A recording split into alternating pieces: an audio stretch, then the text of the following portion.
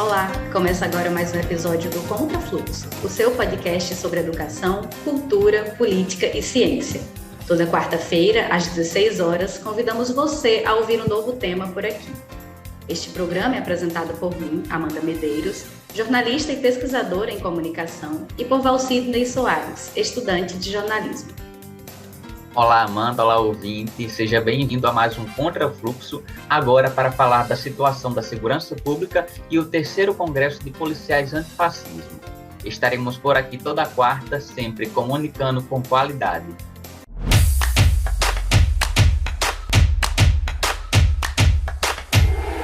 Contrafluxo. Em ano de eleições e com o Brasil marcado por disputas políticas e ideológicas que atingem todos os setores da sociedade, é importante que possamos debater segurança pública. Se de um lado as Forças Armadas e a polícia são cortejadas pelo governo ultradireitista de Jair Bolsonaro, por outro, há um grupo que deseja fazer da segurança pública um espaço mais progressista. O que esse cenário comunica?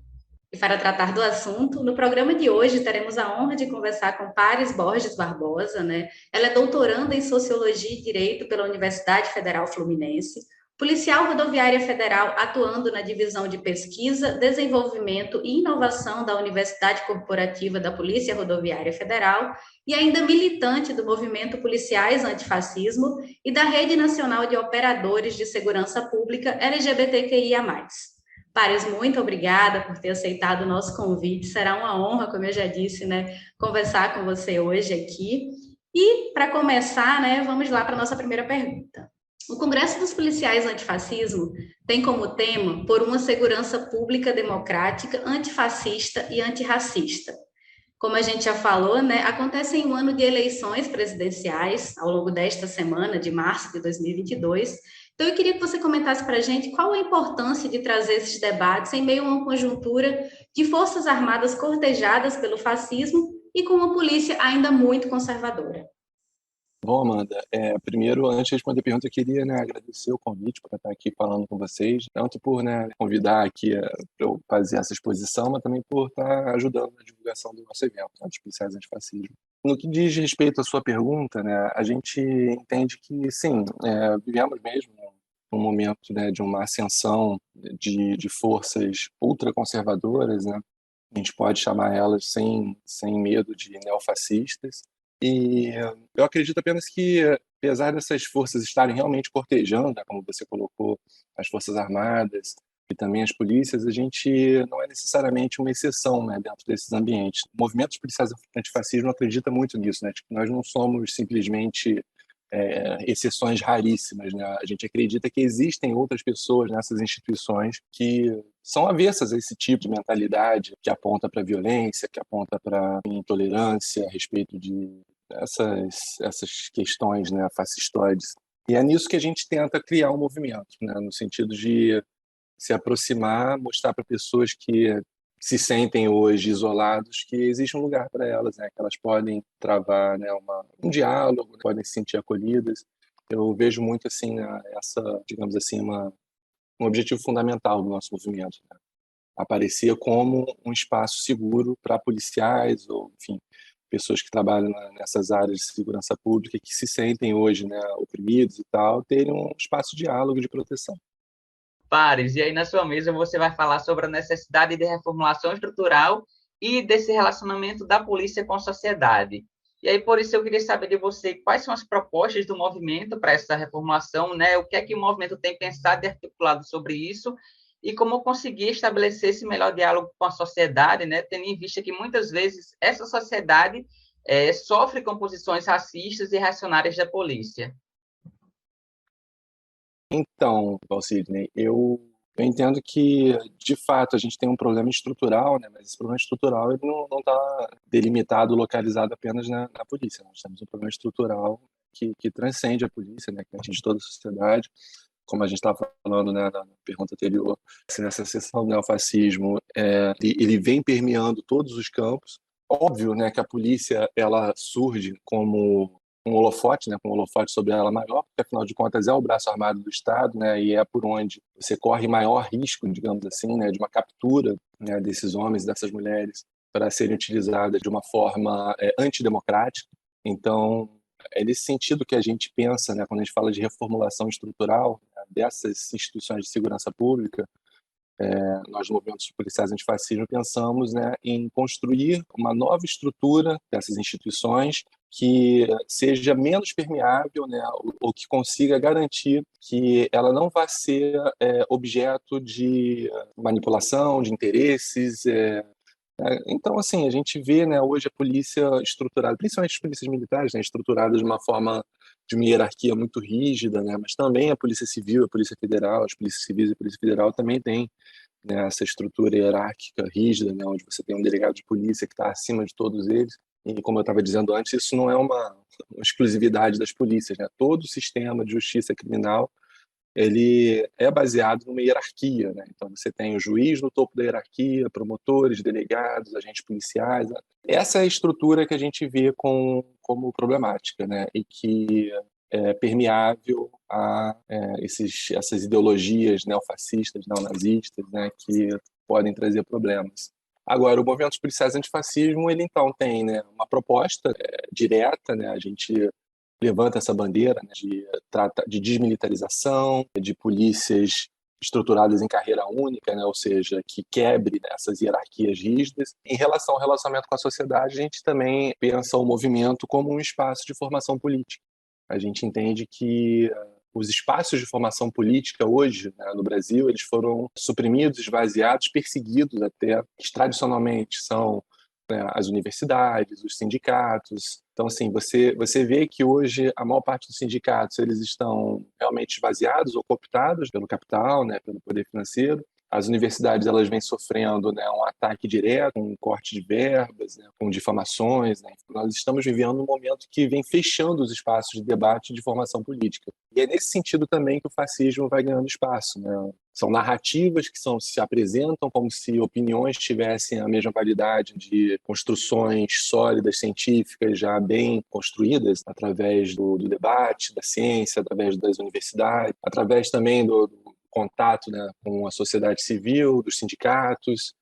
E é nesse sentido que a gente, né, quer trazer uma aproximação à sociedade. Hoje a gente tem uma polícia rompida com a sociedade, né, quer dizer, eu posso falar, por exemplo, pela Polícia Rodoviária Federal. Estamos hoje num momento de luta pela nossa reestruturação, só que a nossa luta pela nossa reestruturação, ela deveria, eu entendo que ela deveria estar conectada à luta por condições salariais, condições de trabalho de toda a classe trabalhadora.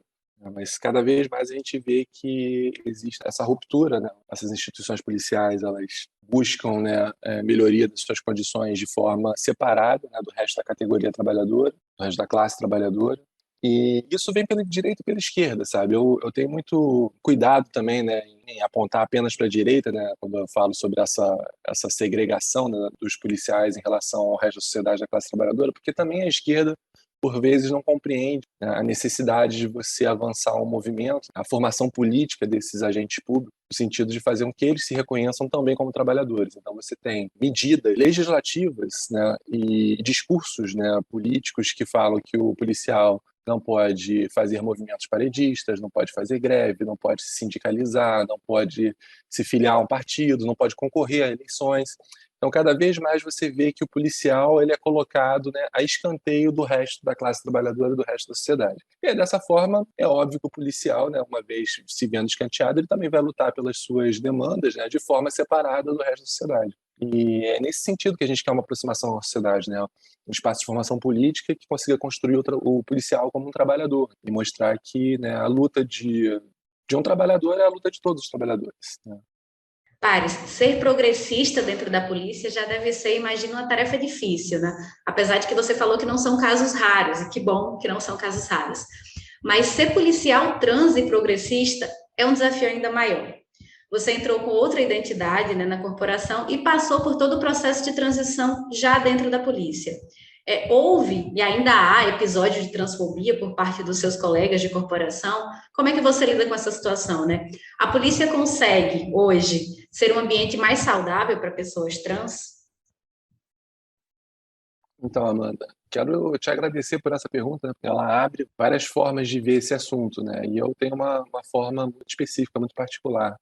É muito comum, inclusive, né, eu escutar essa pergunta a respeito de como é ser transexual dentro da polícia, né? Se eu sofro assédio, se eu sofro preconceito, tudo. E sim, eu não posso dizer que não acontece. Acontece, né? Eu sofro episódios, né, de transfobia, sim. Sinto muitas vezes, né, situações em que eu, né, sou preterida ou discriminada. Óbvio que isso afeta, né? Isso afeta a gente psicologicamente, emocionalmente. Mas eu entendo que, para além, né, desses episódios individuais, esporádicos que acontecem comigo pessoalmente, a gente tem um cenário, né, um maior quando a gente fala sobre transfobia institucional, né? Enfim, LGBTfobia institucional de uma forma maior. E de machismo também, né? Acho que eu entendo que a LGBTfobia ela está muito relacionada também com esse machismo estrutural. Porque nós vivemos hoje numa sociedade que segrega, né, pessoas transexuais não só através, né, de ações pontuais, né, através de um indivíduo que endereça a uma pessoa transexual uma ofensa ou uma violência, mas a gente tem um fechamento de espaços também, né, para pessoas transexuais. Então, assim, uma coisa que eu sou muito crítica, né, dentro da polícia, e eu coloco muito isso, é a forma como toda vez que um edital, por exemplo, né, vamos fazer um novo concurso público na polícia. Aí você vai publicar um edital e lá no edital vai estar previsto na prova física, né, os policiais, né, os candidatos, homens, vão precisar atingir determinado índice e as policiais, as candidatas mulheres, vão precisar atingir outro determinado índice, né, para poder ser aprovada a prova. Mas quando você faz isso num documento oficial, um documento público, dizendo que homens são assim, mulheres são assado, e que não existe nada mais além de homens e mulheres dessa forma, você está, talvez inconscientemente, ou talvez conscientemente, propositadamente, fechando, né, essa instituição para pessoas transexuais, porque no momento que uma pessoa transexual olha para um edital daqueles, ele imediatamente vai falar, bom, esse lugar não é um lugar para mim. A minha existência não é prevista dentro desse lugar. E aí isso se reproduz, né? Não só num edital de concurso público, mas isso vai se reproduzir ao longo da minha existência na polícia. Recentemente, a gente teve a publicação de uma instrução normativa que trata da apresentação individual dos policiais. E, mais uma vez, estava lá, né, que os policiais homens têm que se apresentar de determinada maneira, né? Não podem usar brinco, o cabelo tem que ser assim ou assado, e as mulheres têm que ser de outra forma, né? O cabelo tem que ser, pode ser comprido, mas também não pode ser de determinada forma, o brinco tem que ser assim ou assado, pode pintar a unha, o que o homem não pode. Então, de novo, você coloca uma visão binária, né, de mundo, né, que divide o mundo entre homens e mulheres e que exclui completamente qualquer pessoa que não se encaixe nesse quadro, né, nessa visão binária, antiquada, preconceituosa, que divide o mundo entre homens e mulheres. Aí muitos colegas me perguntam, então quer dizer o quê? Quer dizer que tem que colocar lá que homem vai ser assim, mulher vai ser assado, transexual vai ser não binário, vai ser outro, e travesti vai ser outro? Não precisa fazer nenhum tipo de discurso, né, extensivo tentando dar conta de todas as identidades de gênero, porque a gente bem sabe que identidade de gênero é um espectro. Existem tantas identidades de gênero quanto existem seres humanos no planeta. Mas o que você pode fazer que resolveria isso seria simplesmente suprimir, né, essa binariedade de homens e mulheres, por exemplo, nessa normativa de apresentação individual. Ao invés de falar homens são assim, mulheres são assados, você fala simplesmente, olha, a apresentação individual tem que ser com cabelo tal, a unha pode ser pintada de cor X, Y, Z, pode usar brinco no comprimento tal e acabou. E não fala que homem é de um jeito e mulher é de outro. Mas, para além disso, né, isso falando sobre esse preconceito institucional. Aí a gente vai, né, para um quadro mais amplo ainda, né, que seria, né, o preconceito estrutural. E aí que realmente me toca, me causa revolta pessoal, porque quando a gente entende que a gente vive numa sociedade estruturalmente homofóbica, machista, a gente tem que lembrar que muitas pessoas transexuais, homossexuais desse país são expulsas de casa e são expulsas do colégio. A gente chama, né, bucolicamente, né, eufemisticamente, de evasão escolar. Né? Mas evasão escolar, na minha visão, é quando a pessoa tinha alguma opção, né, de estar ali ou de não estar ali. Por uma pessoa transexual, na sociedade que a gente vive hoje, é impossível, às vezes, estar dentro de um ambiente escolar, porque o nível de assédio, de bullying, é de tal monta que a sua presença naquele espaço fica insuportável. Então, isso que a gente chama de evasão escolar nada mais é, na verdade, que uma expulsão escolar. Essas pessoas, elas, através de muito preconceito, de muitas violências, né, físicas, mas não só físicas, né, psicológicas, morais, verbais, elas acabam sendo expelidas, né, desses ambientes educacionais, e a partir daí elas, né, passam a diminuir cada vez mais as chances que elas vão ter, né, de uma inserção no mercado de trabalho, né, de uma capacitação. Quer dizer, costumo falar, né, eu sou doutoranda hoje em Sociologia e Direito, eu tenho um emprego público, tudo bem, eu sou uma pessoa transexual, mas eu sou uma pessoa transexual muito privilegiada, e eu sei dos privilégios que eu tenho. A maior parte das mulheres transexuais nesse país, né, e aí a ANTRA, né, que é uma associação, né, presidida pela Bruna Benevides, uma grande amiga minha, ela faz esse mapeamento. A ANTRA aponta, né, que são 90%, né, das mulheres transexuais hoje nesse país recorrem, né, a trabalhos, né, de prestação de serviços sexuais, né? Então, assim, não é porque elas desejaram fazê-lo, né, porque foram, né, empurradas, digamos assim, né, através de uma limitação absoluta, né, da entrada delas em qualquer outro espaço na sociedade. E é justamente no serviço sexual, né, que elas vão ter alguma, digamos assim, utilidade para essa sociedade, né? Porque afinal de contas, mulheres transexuais, elas, né, numa sociedade extremamente machista que vê a mulher como uma forma de reprodução, né? Os homens vão escolher as mulheres como a mãe de seus filhos, digamos assim, né? A mulher transexual, ela não tem um útero, né? Então ela também não vai poder ser mãe. Então o que ela vai servir é só para o prazer, como válvula de escape, né, do prazer mais fetichizado por uma sociedade machista e conservadora e reprimida. Nesse sentido, eu tenho uma preocupação muito grande com as minhas irmãs, né, que são transexuais, travestis, que hoje se encontram na situação de vulnerabilidade extrema. E me causa um profundo desconforto quando eu vejo, né, meus colegas, e já aconteceu, né, de colega na viatura do meu lado passar por um ponto de prostituição, visualizar uma mulher que era transexual e fazer um comentário jocoso, né, chamar de outra travesti, né, ou enfim, fazer de alguma forma na minha frente, né? Eu sendo uma mulher transexual, né? Do lado, né? Sentada no banco ao lado dele, e ele fazer um comentário desse tipo. Então eu entendo que é importante assim a gente romper, né, essa visão machista, LGBTfóbica, não só dentro da instituição, não só nos tratos individuais, né, através de uma suposta conscientização dos indivíduos, que eu não acredito, né, que seja possível você alterar a sociedade somente através de aulinhas de direitos humanos, né, através da conscientização. Acho que é necessário políticas afirmativas duras, né, e muito radicais, né, para que você possa transformar essa realidade. E é isso, né? Quando eu estou no meu trabalho e vejo uma pessoa transexual na rua, eu uniformizada faço questão de me aproximar, de passar meu contato pessoal, de dizer que também sou uma mulher transexual, que gostaria de me colocar à disposição, né, para caso ela precise de qualquer coisa, se ela estiver sofrendo algum tipo de violência, enfim, e faço questão de fazer isso sempre na frente dos meus colegas, né? Peço para eles pararem a viatura, peço para eles, né, ficarem ao meu lado quando eu falo com a pessoa, né, para que isso não seja apenas uma ação da Pares individual, mas que isso seja uma ação da polícia, né? Mas é esse trabalho de formiguinha mesmo, né, Paris? A própria questão que você falou da polícia, da vestimenta que é apresentada, não deixam de ser microviolências, as falas que você disse que recebe não deixam também de ser microviolências, embora não necessariamente sejam intencionais, mas são atitudes também que precisam ser enfrentadas, né? Mas agora falando diretamente sobre o terceiro congresso dos policiais antifascismo, porque a expectativa é que o evento receba policiais de todo o país. Você mesmo, Paris, é do Rio de Janeiro, vai vir para Natal, né? Então, além disso, vai contar também com grandes nomes de peso na programação. E aí eu queria saber de você, né, o que significa essa expansão do movimento, esse crescimento, né, que a organização tem vivido aí nos últimos anos. Olha, é complicado falar sobre isso. Eu vou tentar fazer historicamente, um apanhado histórico, né? Vamos lá. 2019, o movimento faz um congresso em Recife, né, em Pernambuco. Foi transmitido, né? Se pesquisar no YouTube você vai encontrar lá os debates e tudo.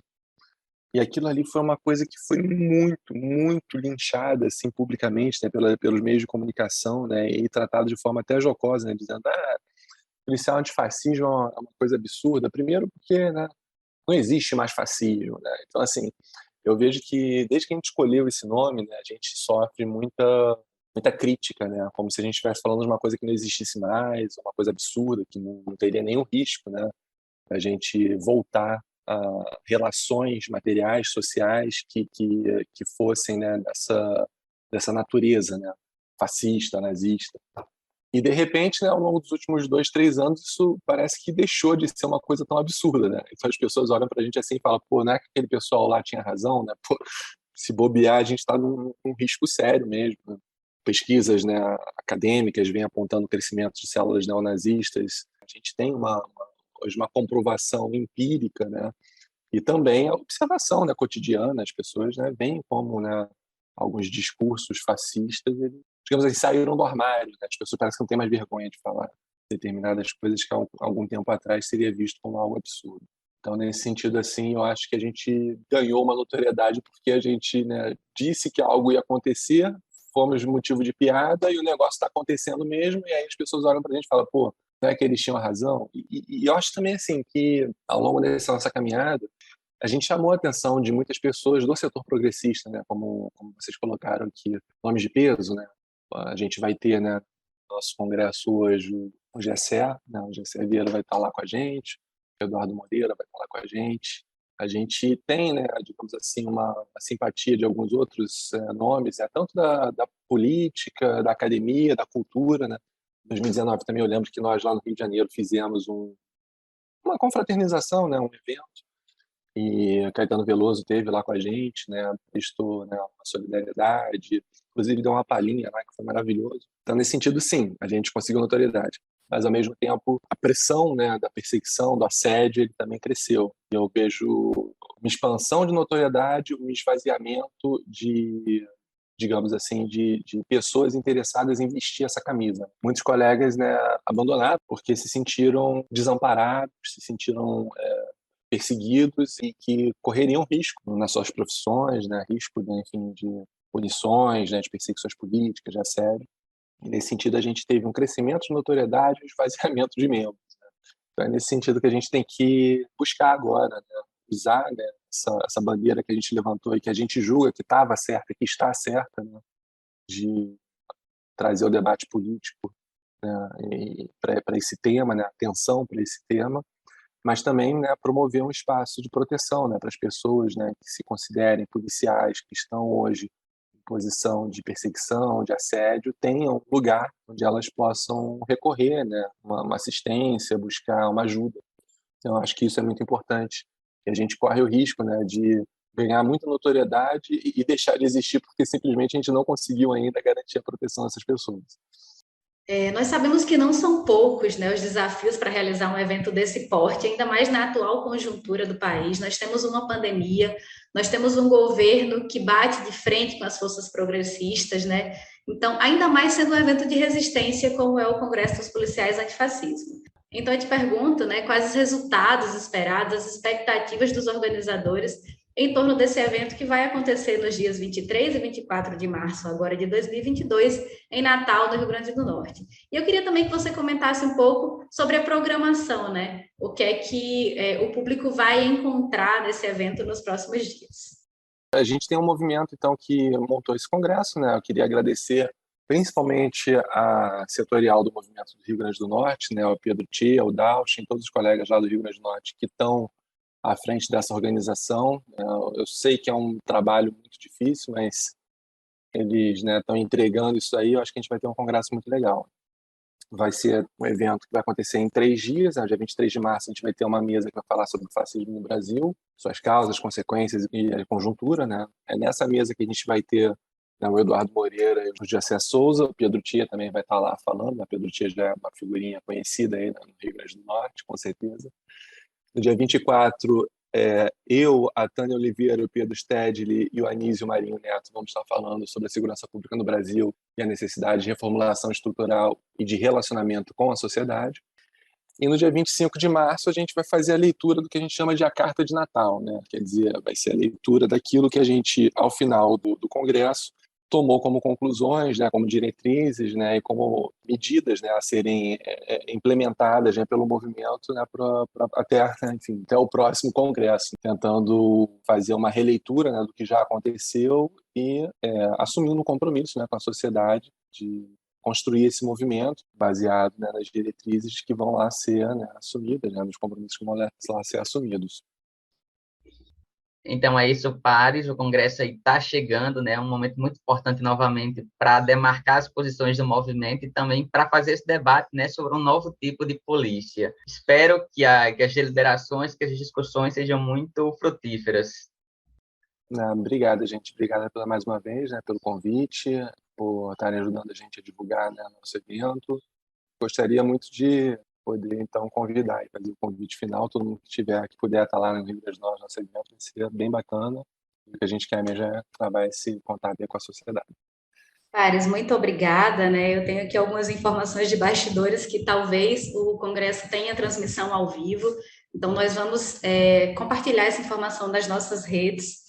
E eu queria também lembrar que lá em setembro de 2021, a gente gravou um outro episódio com o próprio Pedro Che, chama Movimento Policiais Antifascismo, Perseguição e Resistência. Então, se você quiser entender um pouco mais o próprio movimento, eu sugiro que vá lá, busque, né, escolha a sua plataforma de áudio preferida, busque esse episódio, que também trouxe uma discussão bem interessante.